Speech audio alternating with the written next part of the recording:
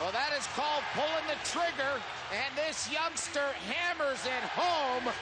What a first goal for Alexander Ovechkin. In what can only be described as news that sent shockwaves across the National Hockey League on Thursday, Ilya Kovalchuk announced his retirement from the NHL.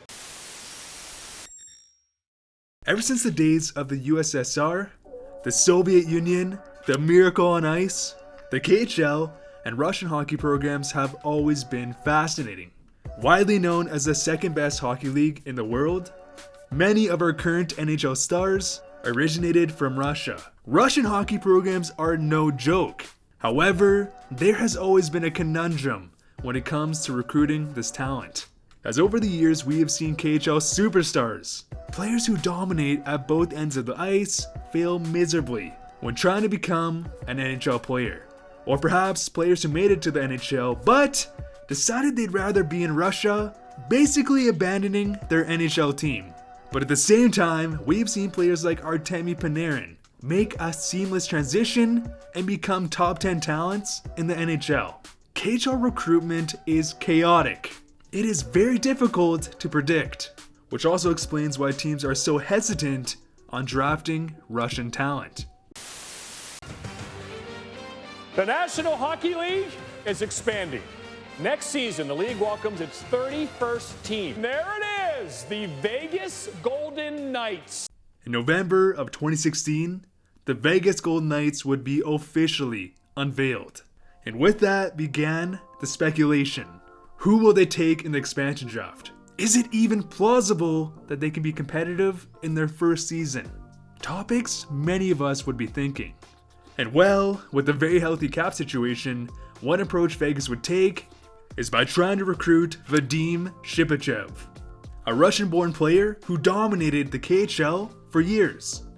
And well, it worked, because on May 6, 2017, Shipachev would become the second Golden Knights player in team history, as he would sign a 2-year, $9 million deal, a very exciting signing, fitting for a very exciting team. As Shipachev, a year before he signed, would put up an incredible 26 goals, 76 points in only 50 games. And to give you some perspective, Panarin put up 62 points in 54 games before coming over. And he would follow up that season with 77 points in his rookie season in the NHL. So, Vegas securing Shipachev was a pivotal moment, a potential slam dunk. Except, Vadim would really struggle during the preseason. He was hesitant to make plays, and he looked like he belonged in the AHL, let alone a superstar. So, combine this with the fact that Vegas had a nightmare roster situation, George McPhee felt that his only option was to send down Shipachev to the AHL. And that is because he had 0 NHL games played, which made him eligible to be sent down and called up without any consequences. However, this is where the drama would unravel. Shipachev, expecting to be an NHL player, would refuse to report to the minors. So instead, he waited. Except, without Shipachev in the roster, Vegas would shock the world, as they would start the season with an 8-1 record, a performance nobody expected. And because of this success, Vegas was hesitant on pulling the trigger to call up Shipachev. They were winning, so why reinvent the wheel? So in Game 5, when he finally got called up, Shipachev would score in his debut. Except, exactly 10 days after being called up, he would once again be sent to the minors. Shipachev would refuse to report, and Vegas would have to suspend their own player. And after all this drama, Shipachev would decide to call it quits by officially retiring from the NHL 3 games into his very bizarre career. And after only averaging 10 minutes per game, we have no clue if Shipachev actually had what it took to become the next Russian superstar. Next, we have the very confusing Radulov saga. And as always, if you enjoy the videos, make sure to press subscribe for some more awesome hockey content. With your help, we have been setting channel records, so any support would mean the world to me. After dominating Russian junior leagues, Radulov would decide to take his talents to Canada in his draft year, as he would join the Quebec Ramparts and put up a very respectable 75 points. which of course led him to being drafted 15th overall by the Nashville Predators in 2004. And at this point, Radulov was a great prospect. But we would have no clue what would happen next. A dynamic mix of power and speed, Radulov electrified Quebec City and their passionate fan base. Radulov would put up 152 points, doubling his draft year total in 3 less games. And after this insane season, at this point, Radulov was a hot commodity. And the Predators, of course, were ecstatic, as Radulov was now a top prospect in the world and a potential franchise player for the Predators. So, in his rookie season, Radulov would not disappoint. With a respectable 18 goals, 37 points in 64 games. Not too bad, considering he was only averaging a dismal 11 minutes per game. The next season, with increased ice time and responsibility, the Warthog would progress, as he followed up his rookie campaign with 26 goals and 58 points, not too shabby, and all signs indicated that Radulov had legitimate superstar upside. Except, Radulov would drop a bombshell. After showing he had what it took, he would abruptly leave the NHL to return back to Russia. A shocking decision that broke the hearts of Preds fans. Imagine having a prospect you were head over heels about show up, progress extremely well, and just bail. And so, Radulov would return to the KHL where he would dominate. Except wait, hold on, he's making a return? To add another layer of complete and utter confusion, Radulov would make a return in the 2012 season, but it was just to play 9 regular season games, and well, he peaced out again. And after 8 entire seasons in the KHL, 8 seasons where we could have seen Radulov dominate the NHL, he would once again return, as he would sign a contract with the Montreal Canadiens, and today, Radulov, the farm animal, is still dominating at the ripe old age of 34. And Radulov has had a very chaotic and confusing journey in the NHL. And unfortunately, his story is a reason why the Russian factor still exists. Next, we have Evgeny Medvedev. Known for his elite shutdown game, Medvedev would actually play his entire career in Russia.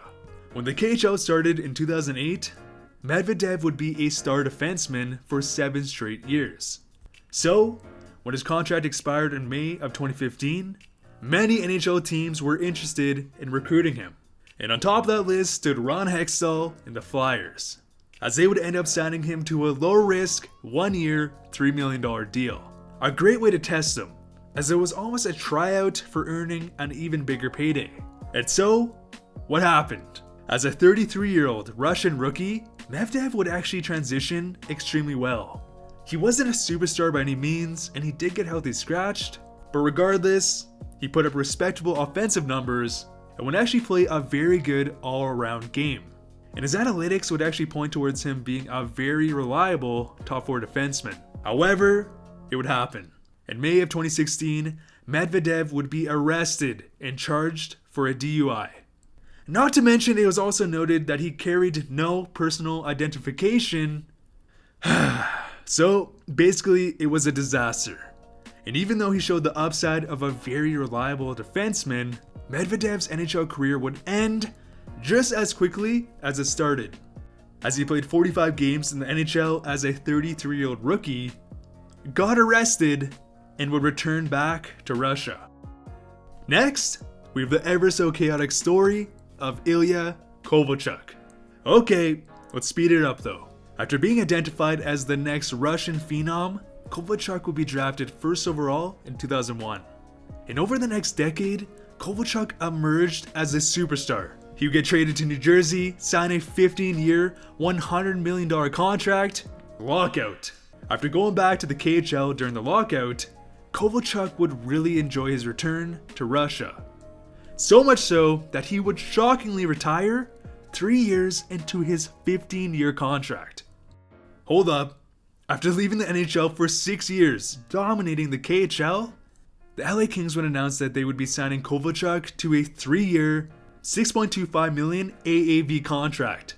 Not too bad if he performs, but considering that he's been gone for 6 years, Well, it could be a disaster. And yes, it was exactly that. Kovalchuk would not be enough to lift an aging LA Kings core. He didn't get along with Big Willie Desjardins and would even be healthy scratched for nearly 20 straight games, even though he was one of the top scorers on the team.